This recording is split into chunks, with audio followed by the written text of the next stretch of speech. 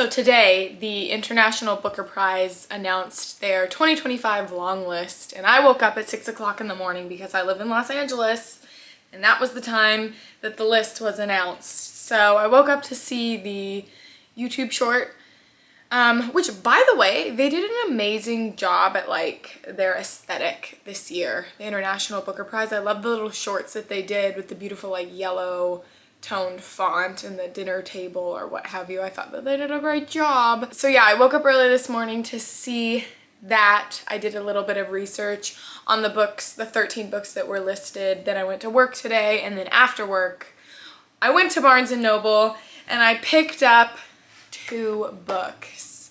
Now, 4 of the 13 books interested me this year.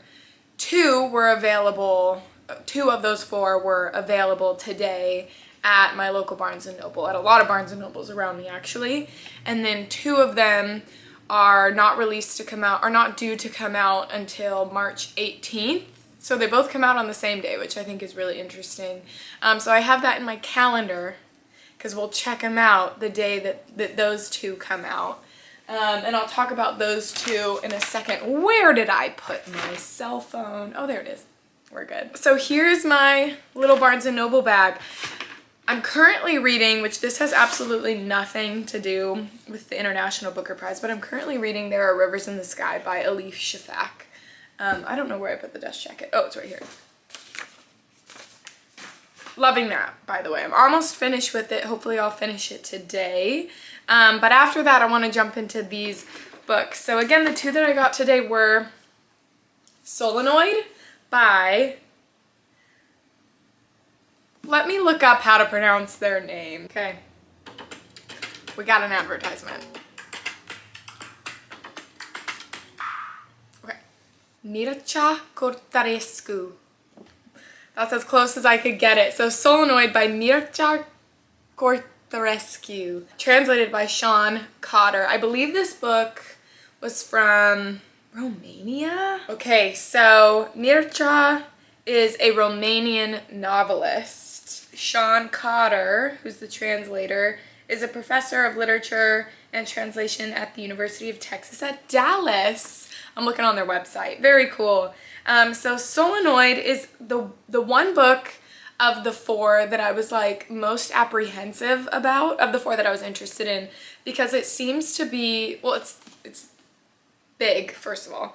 And second of all, it seems to be like the most experimental of the 4 that I was interested in, but then again, I don't know because I haven't read them, you know. But this apparently, Solenoid submerges us in the mundane details of a diarist's life and then spirals into a bizarre existential account of history, philosophy, and mathematics. But I've heard nothing but good things about this book online, which is what kind of drew me to it. It's the one that I was on like most people's predictions lists for the International Booker long list. And something else I should mention, I don't read really any newly published translated fiction. I really do like to get my recommendations from the International Booker list, or I'll pick up translations, I don't know, that are more like backlist translations, obviously, but it's not in my reading habits to like seek out and read a lot of the newly published translated works, or really just like newly published fiction in general. Not that I have any, like, not for any specific reason. I just noticed that I don't do that. So that's why I really love prizes and prize lists, because it just kind of opens your eyes and your mind to lots of the new things that have been coming out, especially again in the translation world. I think it's absolutely fantastic. So I didn't think that I would have read any of them already that appeared on the long list, and I was correct. I hadn't read any of them. So yeah, this one was the one I was most familiar with because again, it was on a lot of people's predictions lists. And we'll see how it goes. I read the first page in the bookshop and it was all about lice, which, fun time. But yeah, I hope I love it. I'm nervous for it, but I hope I love it. By the way, my voice sounds weird because I lost my voice this weekend, so it's very raspy, so sorry. And then the second book that I got today was Under the Eye of the Big Bird by Hiromi Kawakami, translated from the Japanese by Asa Yanida. Yeah, I don't think I've read anything by Hiromi Kawakami before. I was getting her confused with Meiko Kawakami when I was in the bookshop, or like before I went to the bookshop too, but they have the same last name. Maybe you can see why, I don't know. But yeah, no, I haven't read anything from Hiromi Kawakami before, as far as I can recall, because sometimes I say that I haven't read something from a particular author before, and then people remind me that no, in fact I have, and it's just, I'm sorry, I'm having like, I have like brain fart moments, you know what I mean? I don't always remember in the moment, it takes me a second, but yeah, I really don't think I've read anything by her before. And this sounds so interesting. So this, in the distant future, humans are on the verge of extinction and have settled in small tribes across the planet under the observation and care of mothers. Some children are made in factories from cells of rabbits and dolphins.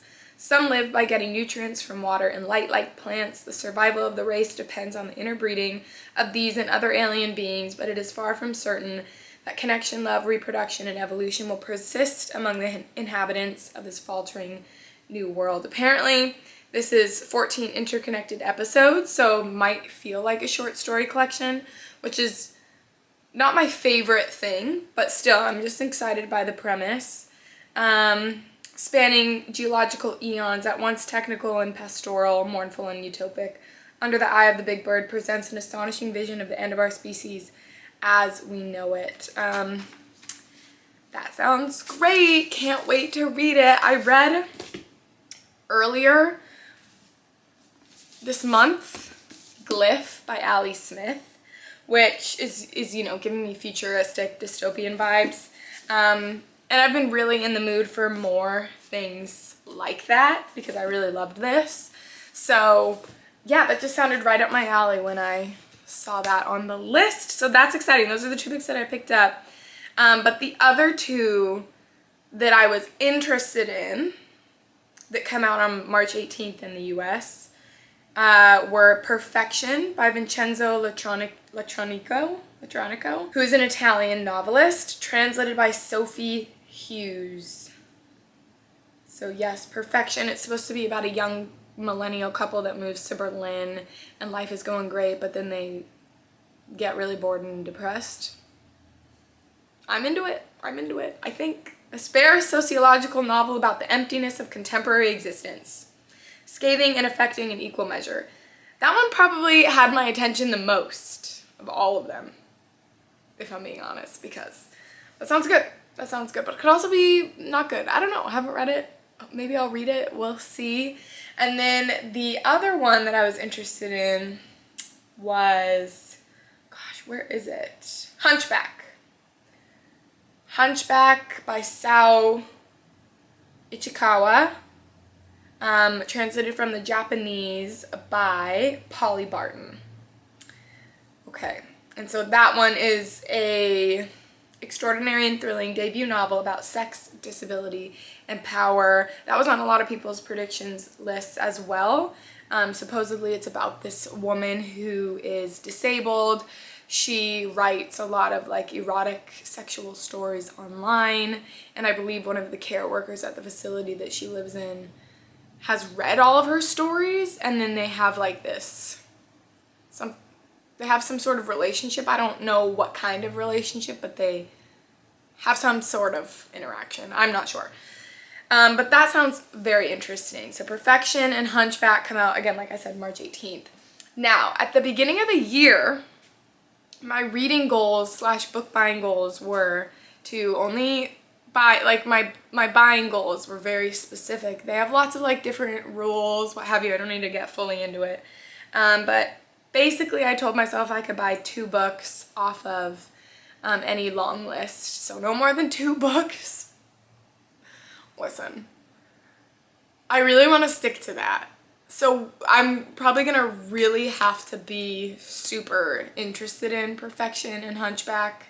I at least want to go to the bookstore and maybe read the first few pages, and if they're really not getting my attention, I don't want to buy them. But if I really am like, wow, I need these, maybe I'll let myself buy them. And I don't know. I've been good about all of my goals this year. I've hit them, you know? It's been 2 months. I've hit my goals. I'm continuing to hit them. I knew that prize season was gonna be difficult for me because the International Booker I was really excited about this year for some reason. And then the Woman's Prize always gets me. It just always gets me. And so the Woman's Prize long list comes out next week. Guys, comes out next week. So we'll see. I've already checked out a lot of things from the library that I think could potentially be up for it. So they're like at least from the library. But we'll see. We'll see what happens, you know? Can we just stay here?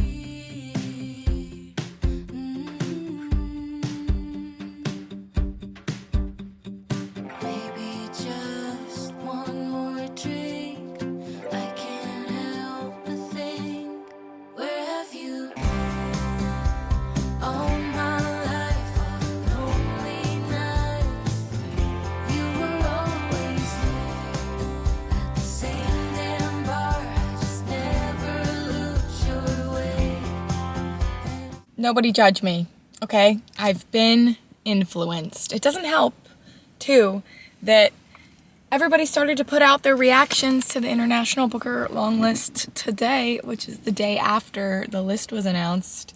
And you know what? I was just up in all that business, watching all the videos, and I've been seriously influenced. So I bought 3 more of the books on the long list, which means I have broken my book buying goals that I had this year, but I guess that's okay. You know, I made this conscious decision to buy these books.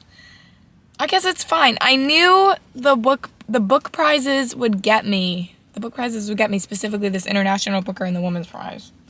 Nervous about the Women's Prize next weekend. Okay, but we're just gonna live, laugh, love through it, you know what I mean? Yeah, I probably, you know what, now that we have this energy going on, I probably will pick up the 2 books that come out on March 18th, which would be Hunchback and Perfection.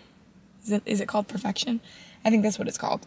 I'm sorry, I just had to do it. You guys, I just had to do it. And I'm not mad about it, okay? We can get back on track completely outside the realm of these book prizes.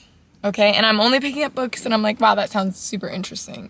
Sure, a lot of them do, but we can get back on track after these book prizes, okay? There's no harm, no foul, okay? Okay. So I picked up the leopard skin hat, which, first of all, I'm obsessed with this cover. I love the UK version of this as well, and it's super slim, so that's another thing. I'm like, they're all paperback. They're not like that expensive. I mean, books nowadays, no matter what form you get them in, are expensive, in my opinion, but better than a hardback. And they're not too big, so I feel like I can read them. It's so hot in my car right now. Oh, my God. But, yeah, I read the first 12 pages of this sitting in the Barnes & Noble Cafe, and I'm so glad I bought this, actually, because this is so beautifully written so far. So this is A Leopard Skin Hat by Anne Sayre, which is translated from the French by Mark Hutchison. It's basically this narrator who's a male, I believe, but our narrator who's writing about this girl who is his friend, and just like her interesting life and like her relationship with herself, and it's very poetic. Excuse me, it's very poetic and beautiful. So that's what's going on there so far. And I did finish, by the way, There Are Rivers in the Sky by Elif Shafak, which is why I'm now moving on to these books. But, oh my God, I loved There Are Rivers in the Sky by Elif Shafak. Like, I can't even believe how much I love that book. Oh my God. And I was just like walking on the treadmill this morning to finish it, and I was sobbing. I was hyperventilating. I was sobbing, like, because it was just so emotional. The end was so emotional, but I digress. We're not talking about that book right now. I also picked up The Book of Disappearance by Ibtissam Azem, translated from the Arabic by Sinan Antoon, which this one is what if all the Palestinians in Israel simply disappeared one day, or it's a book about what if all the Palestinians in Israel simply disappeared one day? What would happen next? And yeah, I don't know why my initial reaction to the long list was that I was interested in those 4 that I mentioned in the beginning of this video, the first clip in this video. I don't know why this wasn't on that, but it is now, okay? I bought it, The Book of Disappearance. I'm so excited to get to this. I love that it's not too thick either. But yeah, so I got that. And then this was so hard to find in the bookstore. I had to ask for help, and apparently it was in the romance section. Excusez-moi. Was not expecting that. So I'm very curious to read this now, because why was it in the romance section? But I'm here for it. I'm totally here for it. I don't know. It's On a Woman's Madness by Astrid Romer, translated by Lucy Scott from the Dutch, I believe. Yeah, from the Dutch. And this is about a woman who is in an abusive marriage, but she's been married for like 8 days. She discovers he's an abusive dude, and then she like leaves. She asks for a divorce. He says no. She leaves him, and it's like a queer classic book. This black woman who's queer, and it's a classic. I don't know, but that's like, again, why didn't this one jump out at me initially as well? I don't know, I just made like a really quick split-second reaction. But I'm excited to read this. I guess it was originally written like 40 years ago. Wild. Yeah, wild. Yeah, it was written in 1982. It's a queer classic of European and post-colonial literature. And amid its tales of plantation-dwelling snakes, rare orchids, and star-crossed lovers, it's also a blistering meditation on the cruelties we inflict on those who disobey. So, excited about all of these. It's so hot in my car. So I have about 10 pages left of A Leopard Skin Hat by Anne Sayre, translated by Mark Hutchison from the French. Again, like I said, I have about 10 pages left. 7 to be more precise. And honestly, I have to make lunch, okay? By the way, so that's what I'm about to do. But I don't have too strong of thoughts about it at the moment, honestly, and it feels like something that I'm probably not going to remember too much in the future, or after I put it down, or a couple weeks or a month after I finish reading it. But who knows? We'll see how it sits in my brain. But yeah, it feels like something that's just really well written on like a sentence to sentence level. All about this like character study of our narrator's friend, who's a girl named Fanny.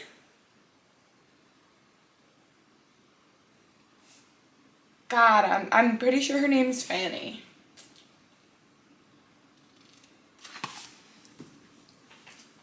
I don't know. Of our narrator's childhood friend. And it's just a character study of her. It was mentioned briefly once that she is sensitive to the word schizophrenia. Like when people mention schizophrenia, she like gets upset or uncomfortable or angry.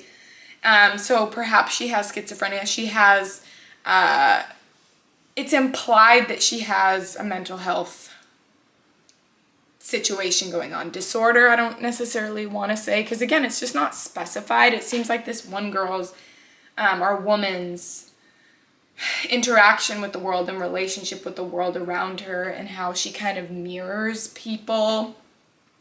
But yet at the same time, she's very like blunt and authentic in her responses to people sometimes. And it's again about the narrator's relationship with this woman, his friend. Yeah, I just don't have too much to say about it.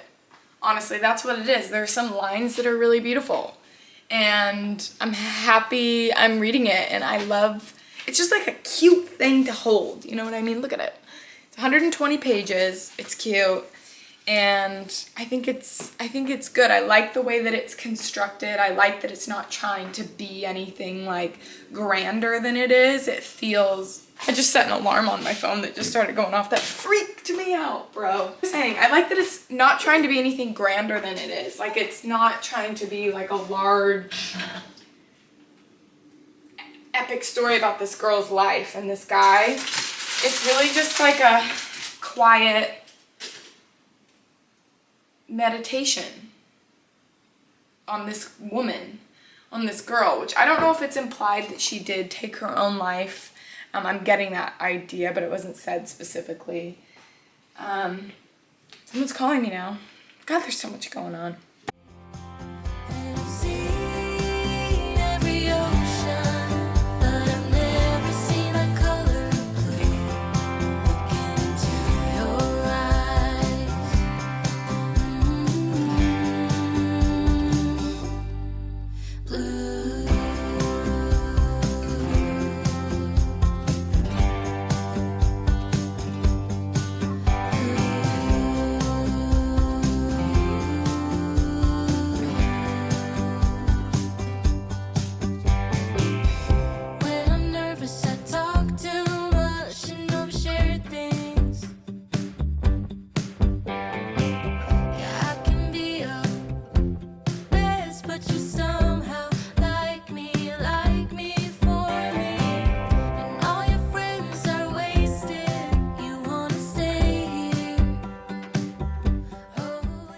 Looking and feeling rough.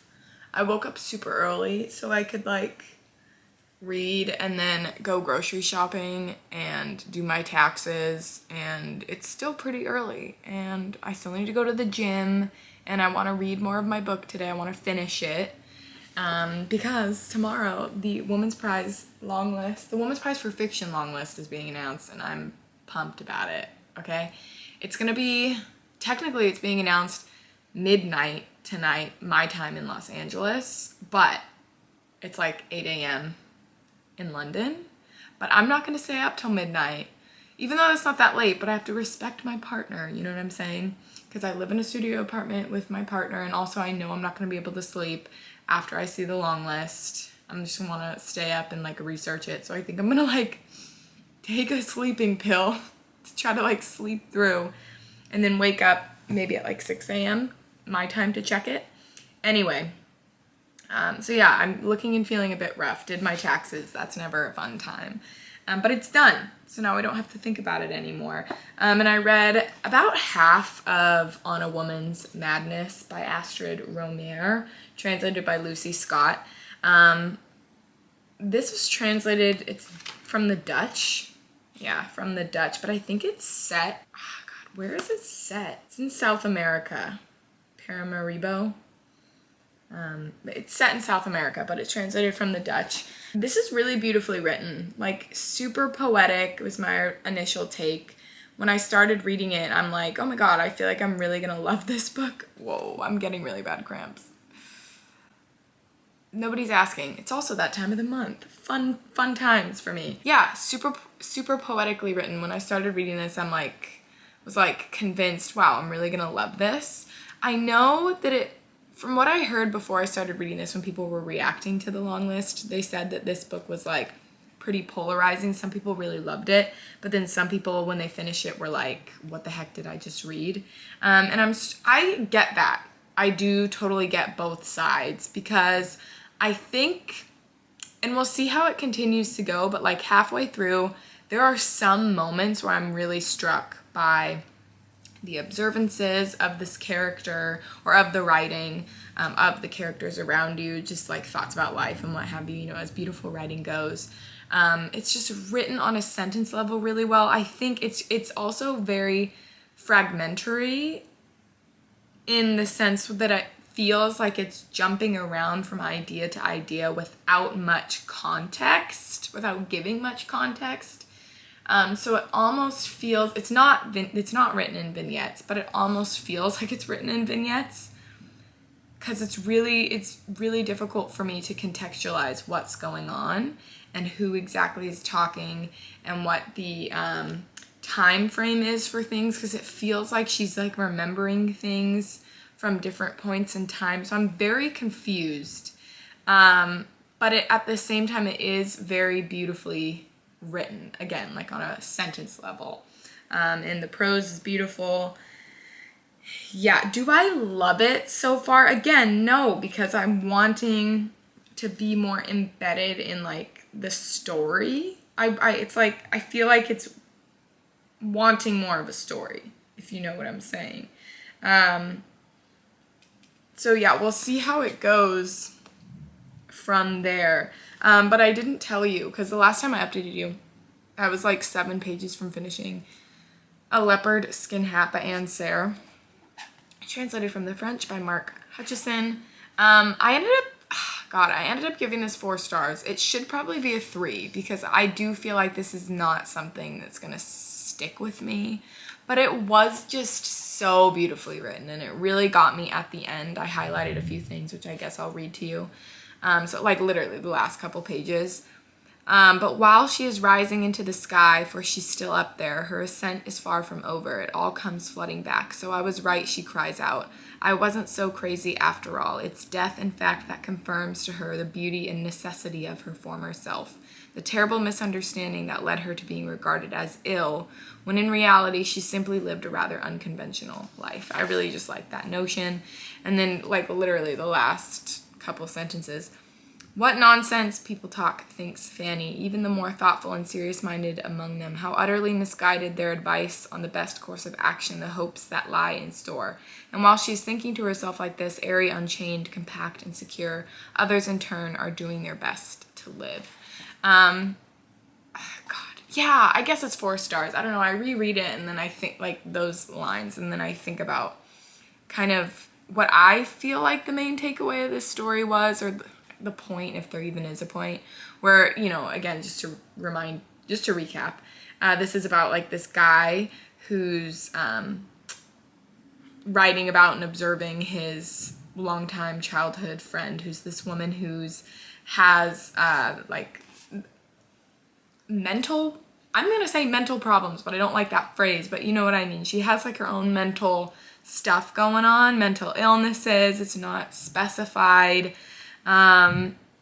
She's just like her own character, you know what I mean? At one point it was mentioned, schizophrenia was mentioned, but it wasn't specifically mentioned in connotation with the character, like saying, oh wow, she has schizophrenia, but kind of. I couldn't tell.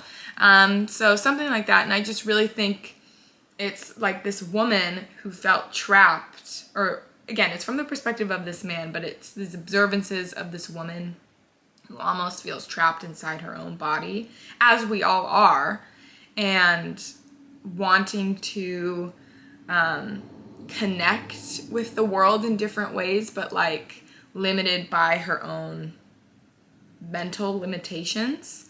And like the last few sentences in the end kind of said, everyone's just kind of living their life. Like there's no right or wrong way to live life, or no right or wrong way to have certain experiences. And I think that resonated with me personally, because so often I feel like, and I've had a conversation like this with a friend of mine, and she said the same thing, so I'm glad I'm not the only one. I'm sure there's way more people out there that feel this way, but I often feel like there's something everyone else knows that I don't know. It's like I'm missing something socially that like other people just get, and like I just don't get. Like I feel like on the outside of a snow globe quite often, and I'm like, I have no idea how to interact. Like, do you know what I'm saying? Do you know what I mean? I don't know. Like it's just bizarre. Like I often feel like there's just something like everyone knows that I don't know about life and about interacting with people and about the world. And it's like a bizarre feeling, but this kind of captured that to me.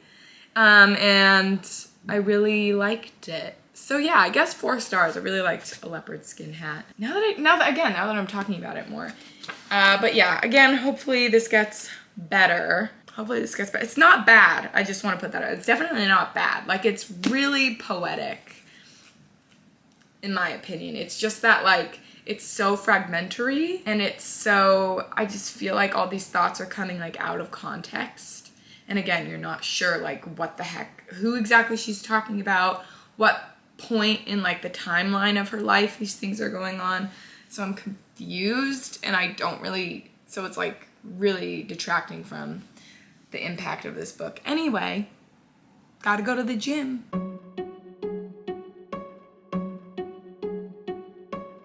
I bet you I should calm down, and that I'm overthinking everything about you, and that we're good the way we are. But I don't know that much about you, what things you like and what you don't. It's not that long since I met you for the first time. You know we should work it out. You know we should work it out. Before I'm too invested, I should probably ask you all my questions, get to know you better. Like, can you be trusted? Will you take me for granted? And will you let me down? I know I'm feeling something for you. The way you look, the way you laugh, and how you move. It kinda makes me go crazy. But we should take it slow, work things out so you don't let me go. When I come real close, I don't wanna get hurt, 'cause I'm not ready to give you my heart. We are in the bathroom because I need to put oil in my hair, but I wanted to update you because I did finish On a Woman's Madness by Astrid Romier, and unfortunately, I feel like this book had so much potential for me personally, and I do not think that this is a bad book at all. I think that this is a very artistically written book and story that makes a lot of really great points about abuse and domestic abuse and being a woman and choosing to live your own life and how to live your own life. It was just really beautifully written. However, like I was saying in the previous clip where I was talking about it, I just think it was so confusing, the way that it was pieced together, the way the story was pieced together. It felt like all of the thoughts were like kind of out of context, if that makes sense. Like, I just struggled, and maybe that's just me. I don't know, I just like struggled following along with the storyline, and I was just confused as to who they were talking about, and like I was saying, what point in our main character's life they were in, like if it was, I don't even know now, like if it was out of order, like in terms, or if it was like a linear timeline of our character's life. I really genuinely couldn't tell you. And I don't think that a book should be, you know, that confusing and that difficult to understand. However, again, like I said, it was really beautifully written, so I have absolutely nothing against this book. I wish that I understood it more, because I think that this is probably a really great read, but it just didn't work for me. So yeah, I think I'm gonna, you know, finish, or I'm gonna leave on 3 stars. It feels like 3 stars is the proper rating for that book for me. So yeah, I just put this in my hair. It's the Olaplex oil, which I found to be, I think, pretty helpful, because my hair was thinning. Oh, it kind of is. I just have thin hair, honestly, but it was super falling out for like 1.5 years, and it's gotten healthier. It's definitely gotten healthier, and so that's why I kind of chopped it off a little bit to like get it back up to the healthier bits of hair. Anyway, yeah, I need to wash my hands. I did start, so after this, I did start The Book of Disappearance by Ibsam Azem, translated from the Arabic by Sinan Antoun, or Sinan Antoun. I'm about 18 pages into it, so I don't feel like I'm far enough into it to really give a full opinion. However, I'm really liking what I've read of it so far. I feel like I'm already kind of a little bit invested in the story. Essentially, we're getting the perspective of one of our characters, who is a man. I think his name's Allah. Yeah, Allah, whose grandmother died, and he's writing letters to her, after she's died. Basically, he wants to know more about her story and like kind of the history of his family. So that's the Book of Disappearance. The Woman's Prize for Fiction list, the long list, was announced today. So I'm not going to talk about it in this video, but I feel like I might pause this while I read one of the Women's Prize books, or I might like go back and forth between them. I'm not sure. It's leg day. I haven't updated you guys in a week, like exactly a week, because I think this was the last thing that I was doing that I filmed. I think. I actually don't remember. I don't know. But I do the same leg day every Monday. Well, I mean, we're on like a new phase, I suppose. Last week was the first week that I did this workout, but I'm doing the same workout today that I did last week is what I'm trying to say, and then I'll do this workout for the next few weeks. Yeah, I do leg days twice a week now. I used to do 3 times a week, but that is too much. Let me tell you, it's too much. Yeah, and it gives you the opportunity to do more like cardio or something, which I need to do more of just for like my cardiovascular health. You feel me? Just put the safeties in the squat rack here. But I'm gonna warm up, and then basically what we need to do, I don't know why this is still here. I hate it when people don't clean up after themselves. But basically, we're gonna start with the warm up, like I said.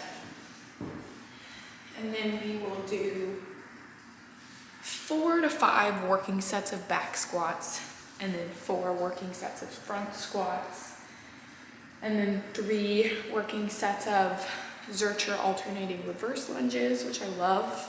I missed doing those. 4 sets of hip thrusts, but at a light weight, so we'll probably just use a plate for that because I'll be pretty tired at that point. And then we'll try to do about 15 to 20 reps of it. To just get a nice burn. I think that's it. What's my finisher? Do I have a finisher? I don't know. Either way, here we are.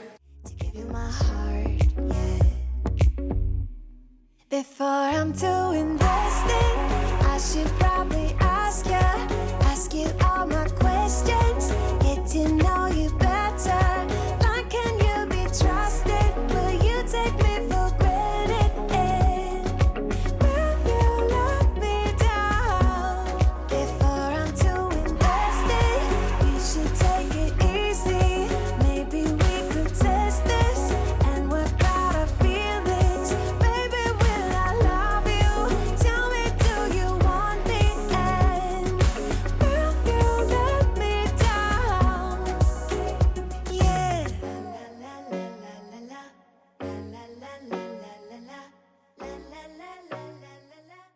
I feel like a failure because I forgot to superset my dead bug things with my front squats, but we can do it with the alternating reverse lunges. Not a problem. This would be better with the front squats. 1, 2. Those are really great to superset, or any core exercise is great to superset with like a front squat or the Zercher reverse lunges, because front squats are a lot of core and these Zercher lunges are a lot of core, especially the alternating. You can't even see me, especially the alternating Zercher reverse lunges, because you're kind of unstable because you're on one leg. Well, you're on 2 legs, but it's a single leg exercise. Anywho, and you're holding it here, which is like so much stability. I'm currently sat in bed having a lovely, magical, well-deserved, excuse me if I do say so myself, Sunday morning. This last week was so hard and exhausting. I really believe Okay, it's for a couple different reasons, actually. One, the time change, which I feel so pathetic even saying this, but it's just like an hour.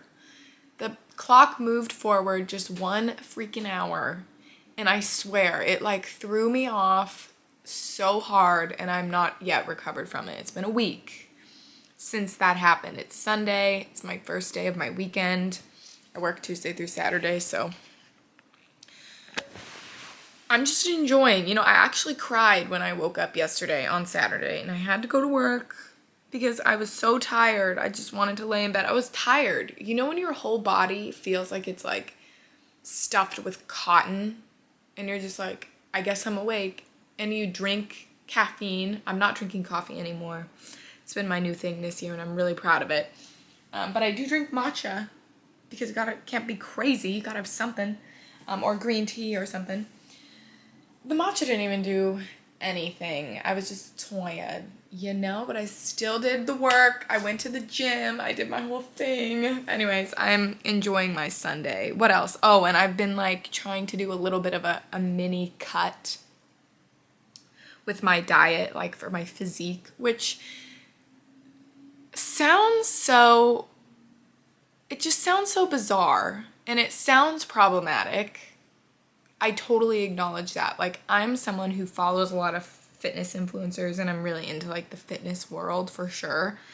My family is, my sister is, like, I'm just into it. It's like one of my things. So I feel like when you're in that world, that like makes sense, and it doesn't seem unhealthy to say like I'm going through a cut. But being somebody who has experienced like eating disorders at multiple times in my life, I feel like it's kind of weird to say that. Like, I'm purposefully trying to eat slightly less to like lean out and show my muscles. I don't know why I'm sharing this on the internet, because I feel like it could be triggering. But I'm in like a super healthy place with food, so I figured this was like the right time to kind of try it for a little bit. But anyways, this was the first week, and I've been like a little bit hungry the whole week, which again sounds so bad. Like, I really acknowledge that. But honestly, it's not. Like, I'm in such a healthy place with my food, and I'm getting all my nourishment for sure, and I'm fine. But it's been making me more tired. So I've just been tired. I've just been tired. And so now I'm just like sitting in bed, I'm doing my thing. And you guys really just care about the International Booker books, don't you? Yes, you do. I finished the Book of Disappearance, and I ended up giving it 3 stars if you need to know a star rating. Star ratings for me, I'm not going to fully get into it, but they just can be really weird, and I don't always think that they're a good way to communicate how you felt about a book, because giving this book 3 stars doesn't show the nuance of my opinions towards it, my feelings about it. So here I am trying to explain, I suppose. Did I love it? We'll start there. Like, was I super invested? Did I love the story? Was I excited to pick it up every time I read it? No, I definitely wasn't. Did I think that it was well written, however? But first of all, on a prose level and also on a construction level? Yes, I do. I should go back and tell you if you don't remember the premise of the story, this is about what if all the Palestinians in Israel simply disappeared one day? What would happen next? So we kind of get the story of what happens when that happens. And we follow a few different characters. Primarily, we're hearing from a guy named Ariel, who is the friend, and he is not Palestinian.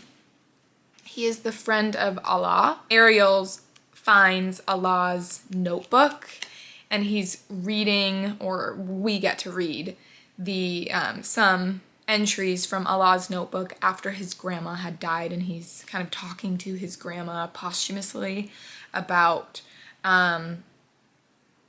their culture, the state of the country, what it was like to live through the things that she lived through, and kind of what he's living through currently and what have you.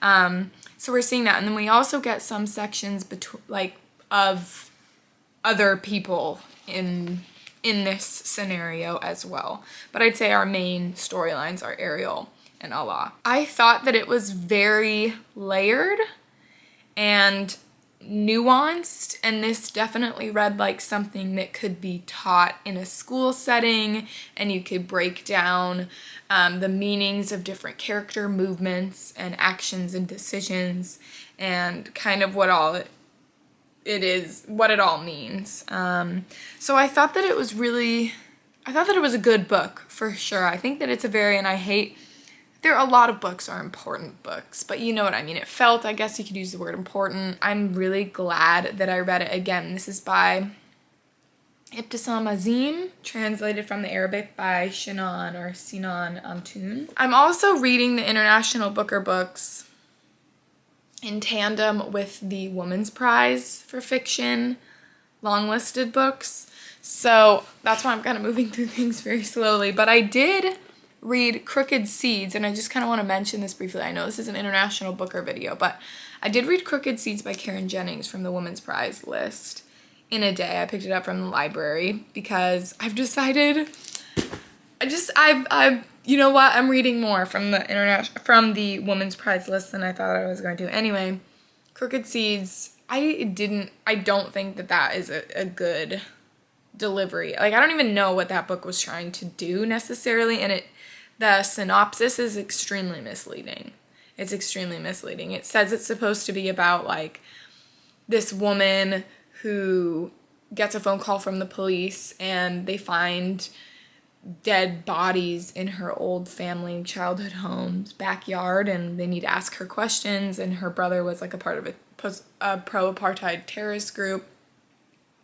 That's basically what the synopsis is telling us. And sure, that's, I guess, like an element, but that's not what the book's about. Like, it doesn't feel like that's what the book's about at all. It's just about this woman's very unhygienic, shambled life who's just kind of not really making a point about anything, in my opinion. And then we also hear from her mom, who's a horrible character. Like, both of the characters are truly horrible, but the mom is horrible. Like, I really didn't like the book. I really didn't like it. I didn't think that it was good. I think I gave it 2 stars, though, because it wasn't like the worst book ever. I'll give it something, but yeah. And the reason that I felt the need to mention that when talking to you about the Book of Disappearance is because I'm reading vlogs for the Women's Prize for Fiction list while I read All Fours by Miranda July, which, yes, I did end up picking this up. And okay, I love it. Like, I guess you could say I'm shocked. Am I shocked? I don't know. Well, if you saw my Women's Prize for Fiction long list reaction video, my initial reaction to All Fours was, I don't want to read that. No, I don't want to read that. And then I read like a long review on Goodreads of somebody reviewing this book, and I'm like, that sounds terrible. Like, I don't want to read it. But let me tell you, I decided to pick it up because I couldn't stop thinking about it. When something is so polarizing, I literally just can't stop thinking about, like, what would I think of that? Like, I'm just curious. You know, your curiosity is piqued. And I picked it up. I bought it because it wasn't available at the library. Otherwise, I would have checked it out of the library. And I'm so glad that I bought it because I swear this is going to be a favorite book of maybe not even just the year. Like, it is such a favorite book of mine. And I am surprised. I know it's super polarizing, but I don't even think it's weird at all. Like, people keep saying it. Even when I bought it at Barnes & Noble, the woman checking me out was like, this book is so weird. Like, just beware, like, when you go into it, it's so weird. We can't keep it on the shelves, blah, blah, blah. And I'm like, oh yeah, I'm reading it because it's on, like, this book prize list, blah, blah, blah. It's been on a lot of book prize lists recently because it has. And she's like, yeah, but just be prepared, it's so weird. And that's what everyone online was saying, too. Which, like, I totally respect everybody's capacity or understanding of what is weird. It's completely relative, so, like, absolutely, totally, hats off to you all, like, you know? But I feel like I've read, and while this is unique in its own right, like, it's about this woman kind of, now she's going through menopause, but she's kind of having her, it's such like I don't even feel comfortable saying she's having a midlife crisis because that really trivializes what it's about, but she's just kind of having a change in her life, and she's having a new experience, and she's experiencing herself and other things and what have you. But I feel like I have read books that I would totally group with this, like Melissa Broder, The Pisces, and Death Valley, and all of the Melissa Broder books, Milk Fed, I mean, are totally the same thing as this. I also feel like in some sort of adjacent way, I would equate The Guest by Emma Cline to it, Big Swiss by, I'm forgetting the name of that author, but Big Swiss, which I loved, Otessa Moshfegh, I'd also put like a kind of semi-adjacent to in the same realm. Yeah, like, I don't know. I also just recently read Heather O'Neill's, what is it called? Why do I want to call it Off with Their Heads? That's not what it's called. When We Lost Our Heads. I wasn't that far off. I read Heather O'Neill's When We Lost Our Heads. I feel like I'd kind of put that in the same family as well. Like, I guess it's weird. I don't know, but I don't think that it's weird. So, yeah, but if you're familiar with Melissa Broder at all, it's the same type of thing, and I feel like there is such a market for that. Like, obviously, this is doing very well, and those books, I feel like, do very well. It just feels like someone just sharing all of their offhand thoughts, like, without a filter, and I really love that. Like, truly love that. The whole point about it being about, this is turning into a kind of a review. I haven't finished it yet, but here we are. The whole thing about it being about an affair, kind of. Well, I mean, yeah, she's like having an affair and she's married, and that bothered me. I feel like, but I like made that judgment before I read it. I really like that this story is really just about this woman, and I'm really, really respecting and enjoying hearing all of her thoughts about things. And I love books just like about women thinking about their lives so much.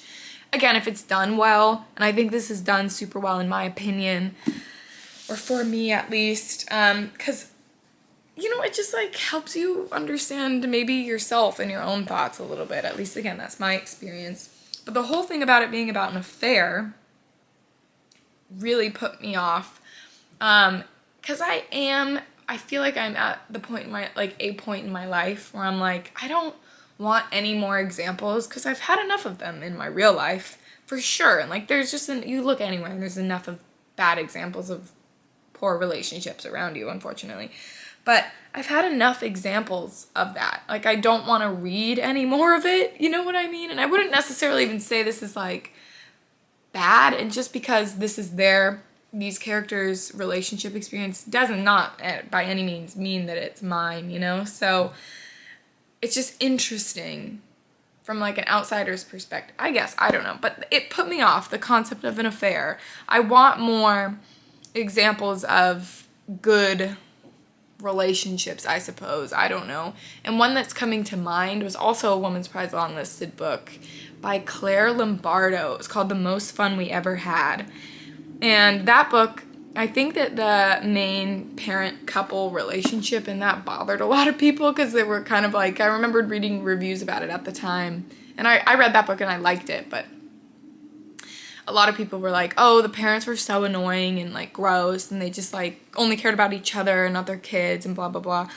But I liked it. Like, I do think about that book a lot, actually. Just that parent relationship and how they did constantly keep their like relationship with each other. Like, there was never a risk, I feel like, of affair or something. And I don't know, I just feel like at the stage I am in my life, again, I'm going to repeat this, I want more examples of relationships like that, because I want to believe that I could, for the rest of my life, have a relationship like that. You know, now that I am in a long-term relationship that I want to be like my whole life, you know, probably will be. So it's like, you just want better examples. So I don't know, but I'm loving this book, deeply loving this book, like, absolutely. And my partner keeps saying, wow, you're really loving that book, aren't you? Because yeah, I freaking am. I can't stop, like, and I have to put it down because I like it so much. I'm like, wow, it's making me feel so much like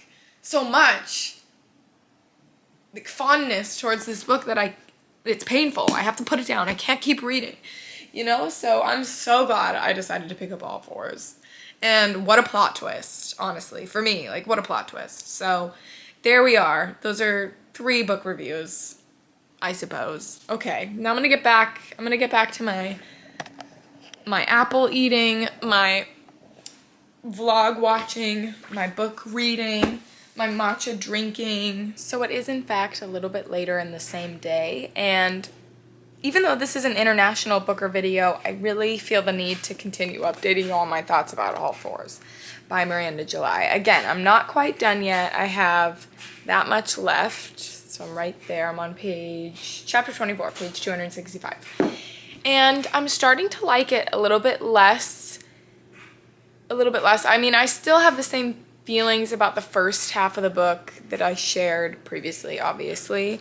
But sorry, I'm holding my camera. But I don't think that I enjoy, to my point that I was trying to get at, that I was mentioning earlier about wanting better demonstrations or examples, is the word I'm looking for, of relationships in books, and, you know, comparing that thought to that Cleo Lombardo book, The Most Fun We Ever Had. This being the exact opposite, and like a very different kind of marriage. It's just like going really far into that direction, into a direction that I just find like makes me feel sad and uncomfortable. And I'm trying to like, not uncomfortable, but sad. But I guess uncomfortable would be a word. I don't know. It's just when you sit down and you read a book, you do have a personal experience with what's going on. And it is oftentimes, I find, hard to detach yourself from the characters. I'm doing laundry and dishes, so if you hear stuff, that's what's going on. It is hard to detach yourself from the characters and their experiences sometimes. So it almost feels like this is happening to you, and like you have to agree with what's going on. And of course that's not the case, because you're reading a story about fictional characters or whatever. You're reading a story about these characters who are having their own experience, and you are an outside viewer of what's going on. So in that case, like, I'm trying to detach myself to, you know, be more like, or to be less saddened by the outcome of this marriage, even though it seems like it works quite well for them, or like relatively quite well. I don't know, it actually seems kind of like a complicated situation even for our main character. No, she seems not conflicted, but she seems conflicted with how she's changing in her own life, you know, in general, like the changes that she's personally going through. I'm sad with the turn that the book's taking, with the husband's girlfriend and the husband's relationship, and with her, and the way that they don't communicate. Like, they have not had satisfying communication at all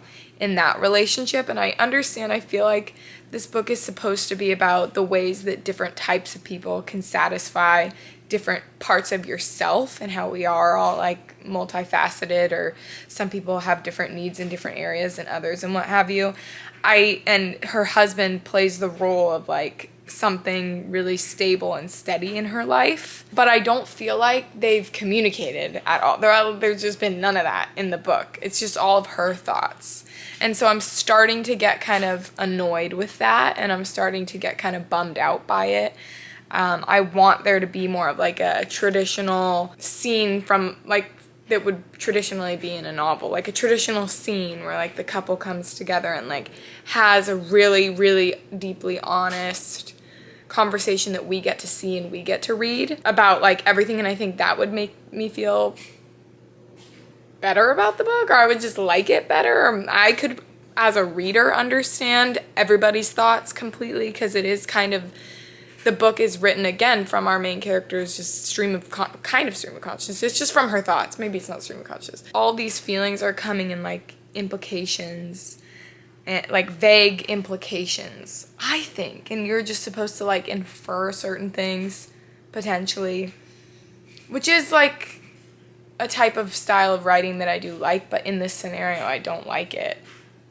So I feel like, you know, my feelings of this being a 5-star kind of going down to a 4, but I feel like depending on how the last 50 or so, how many pages do I have left? I don't even know. 30, 40 pages. It's probably 50. Anyway, I feel like the last 50 or so pages could like genuinely change the star rating so much. Like from a 5 to a 4 to a 3. It could honestly go either way. And I wonder if Davy, the guy from the motel, is gonna come back into this story, because that was truly my favorite part of the book. I mean, I liked her afterwards too, and like all of her thoughts and stuff. I don't like that the way that the main character's relationship with her husband is happening. There's just like literally, it's so unsatisfying to me. It's just very unsatisfying and it's upsetting. So just like, I want to see the communication. You could even come to the same conclusion. I just want to see how you get there together, like through conversation, or like, I don't know.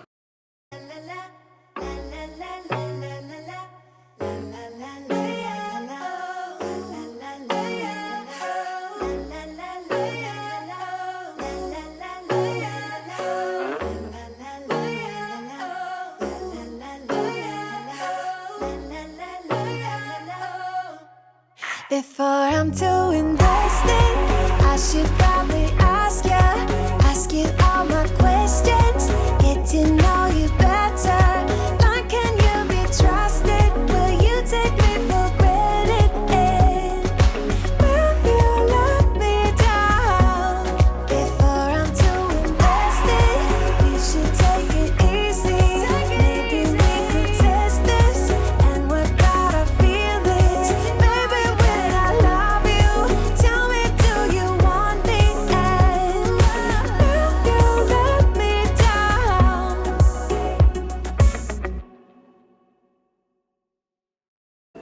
I'm DNFing this book. It is what it is. The washing machine is going right there in that striped door. Okay, so that's what you're hearing. But let me back up. I'm sitting on my coffee table. Under the Eye of the Big Bird by Hiromi Kawakami, which is really upsetting because I bought a new hardback of it, and I was probably the most excited about this one. Maybe that's a lie. It was one of the ones that I was most excited about on the Booker International long list initially. But you know what? I didn't realize it really reads like a short story collection. It really reads like a short story collection, and I'm not a short story collection girl.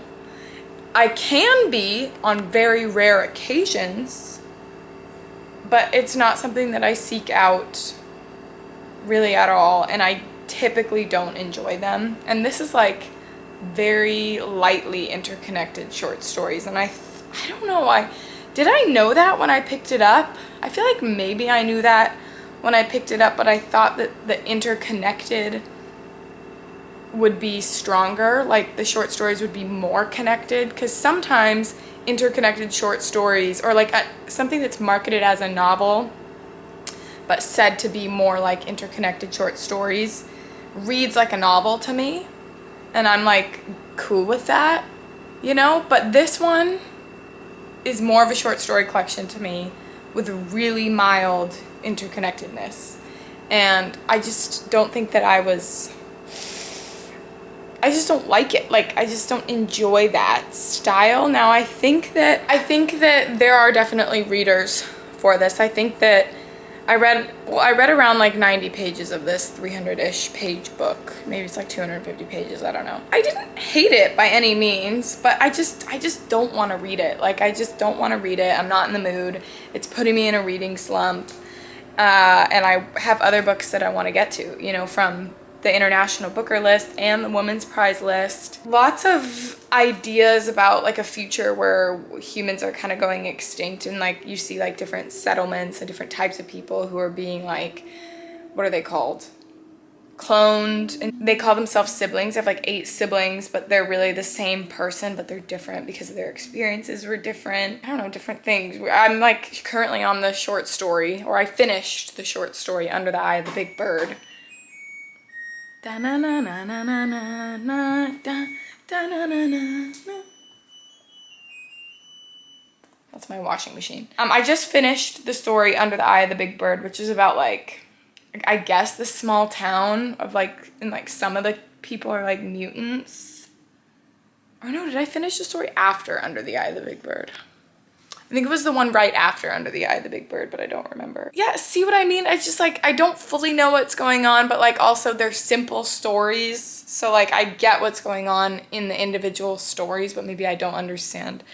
The full point is not hitting me and it's not like connecting. I don't have anything eloquent to say about this, so I'm just gonna move swiftly on. So I'm not mad at Under the Eye of the Big Bird, but it's just not for me. This is a DNF.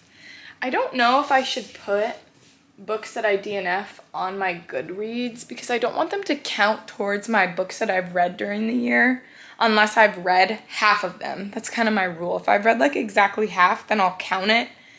But no, I'm gonna make a full DNF pile. That's my second book that I'm putting on it. If you're wondering what my first book is that I put in the DNF pile, nobody get mad at me, it was Don Quixote. It was Don Quixote. Yeah, man, I read 300 pages of it. It was too episodic for me. And I want to enter into a new era of my life where I don't feel like I need to do things, or in the case of books, I don't need to read certain things just because all these people in the world are like, no, this is one of the greatest books that has ever been written, or this is the greatest book that has ever been written. It's like, well, is it the greatest book for me that has ever been written? Because my opinion matters and my joy matters, and I don't want to waste my time in my life reading things anymore that I'm just like, well, I should be reading this and it's fine, but I know that there's something better that could like really strike me personally and change my life. I don't know. You guys, tell me what you think. I couldn't do Don Quixote. I couldn't do it. I didn't like it. I thought it was funny in the beginning, but anyway, so those are my 2 DNFs of the year thus far. What should I pick up next? I think I showed you. I did pick up Hunchback by Sao Ichikawa, translated by Polly Barton, which is a novella. I love short books, guys. I love art bombs. I call them art bombs because I love when books are like super short, like around like the novella length, like 200, 250 pages and under, and they really pack a punch. Like those are my favorite kinds of books to read, and I call them art bombs. And then I also picked up Perfection by Vincenzo Latronico, translated from the Italian, I think by Sophie Hughes. Yeah, Sophie Hughes. I think I'm gonna finish out the vlog by reading these 2 books. I don't think I'm gonna read Solenoid in this vlog because it's pretty darn big, and I wanna make sure I get to as many of the women's prize books too as I can, and I'm trying to juggle both of the prize lists. So yeah, I don't know what I'm gonna pick up next. We'll vibe it out. I'm so tired. I'm so tired today.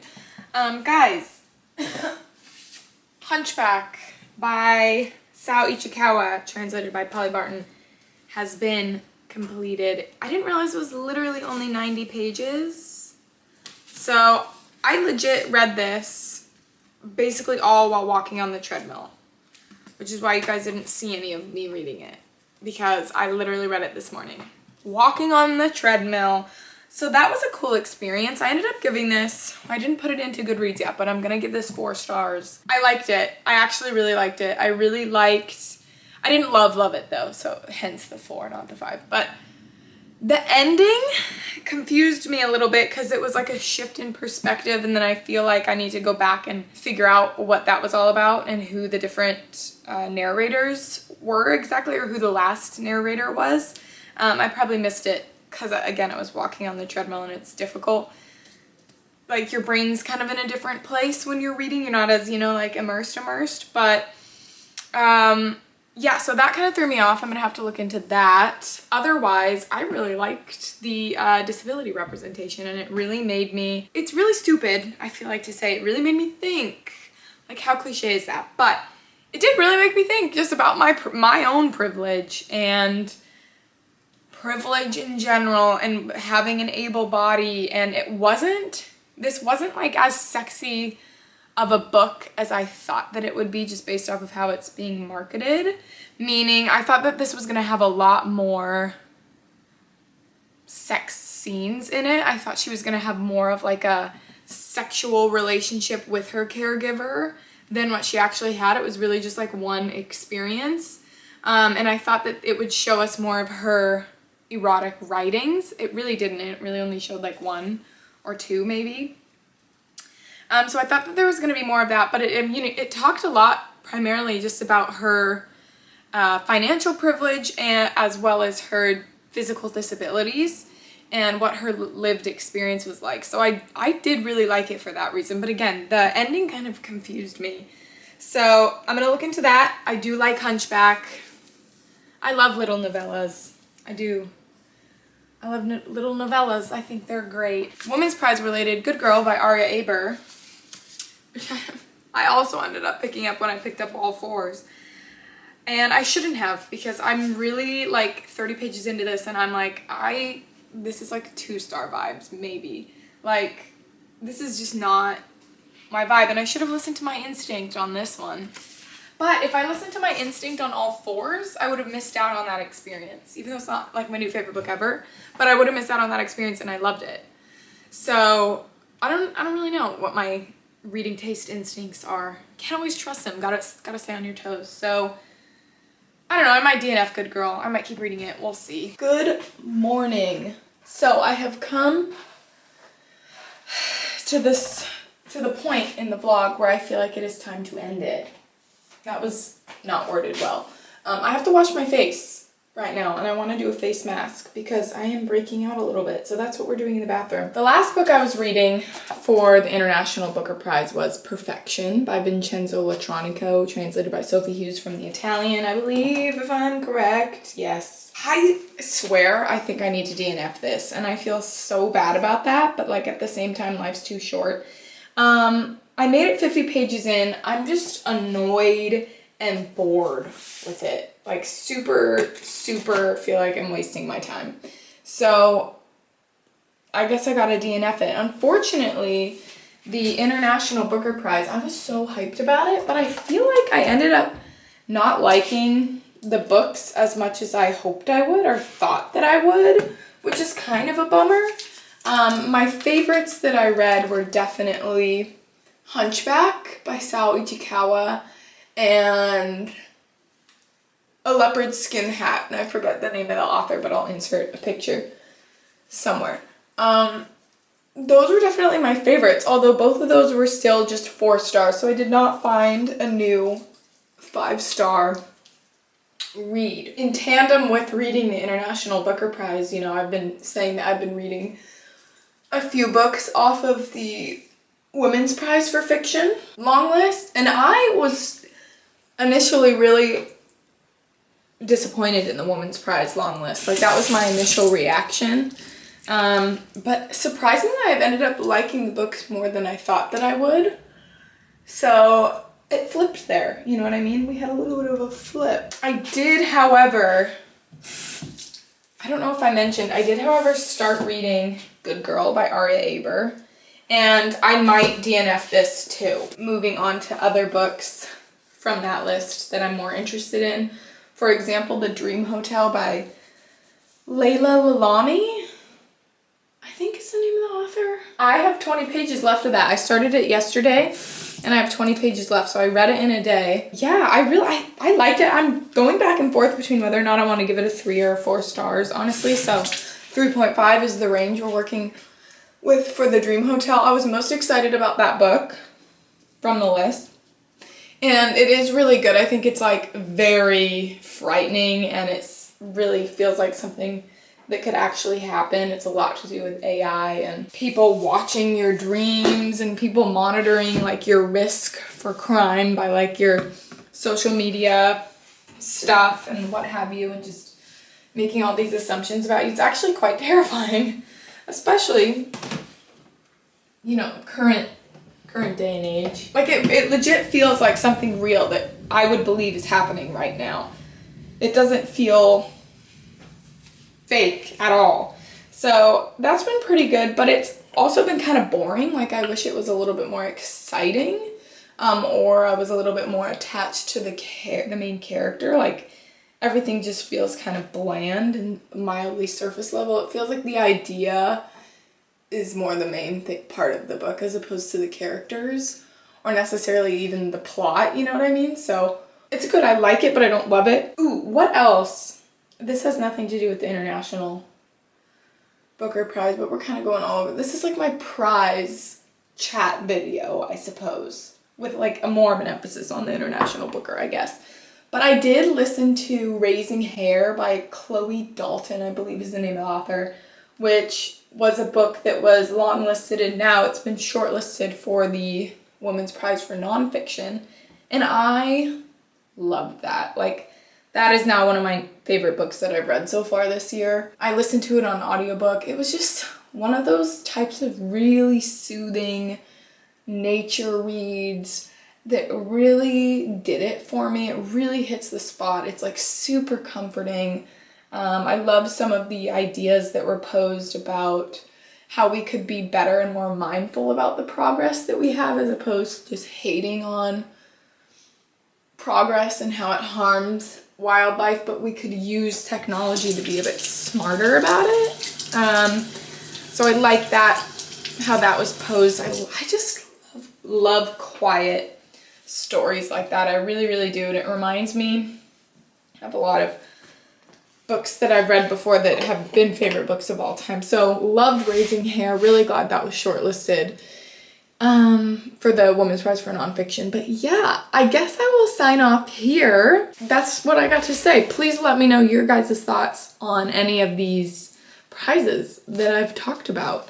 What are you reading from the International Booker Prize? What have you already read by this point? What have you already read? What have you loved? What's been your favorite book from the International Booker Prize? I'm very curious to hear that. I'm not going to read Solenoid yet. I think it's just very long and I have other books that I kind of want to prioritize, especially before the shortlists are announced for the International Booker and the Women's Prize for Fiction. So I'm gonna kind of prioritize those. I know I want to read Solenoid, so that's totally okay. Yeah, let me know what's going on. I hope you guys have a great rest of your day, and goodbye.